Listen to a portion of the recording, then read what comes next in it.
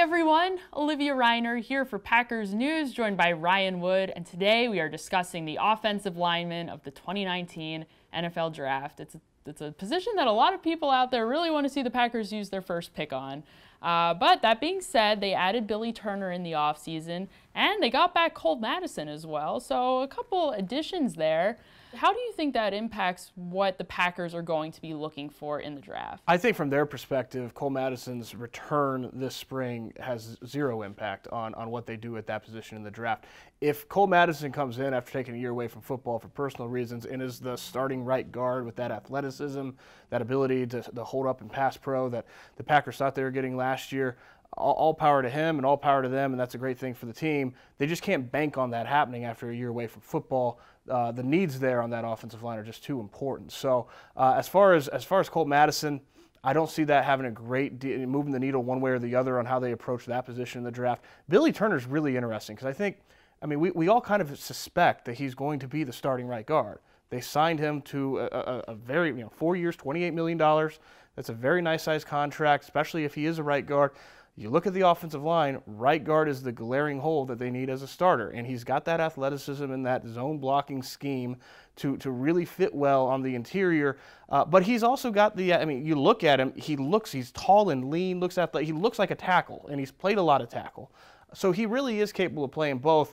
I think, the theme of the draft as a whole is best player available. They're not really pigeonholed to having to take need at specific spots. I think that bears out in the offensive line too. They don't have to go out and get a right guard. They don't have to go out and get a right tackle. They can get the best lineman on their board at either of those positions, and it really provides them a lot of flexibility. So that being said, what does the depth look like at both tackle and guard? Where do you see some of these things shaping out? Yeah, when I talk to scouts, it's one of the things I want to know. Is this a better tackle draft or is it a better guard draft?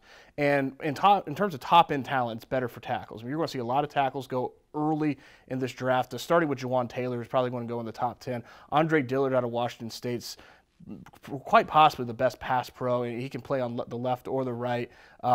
Jonah Williams out of Alabama is another guy.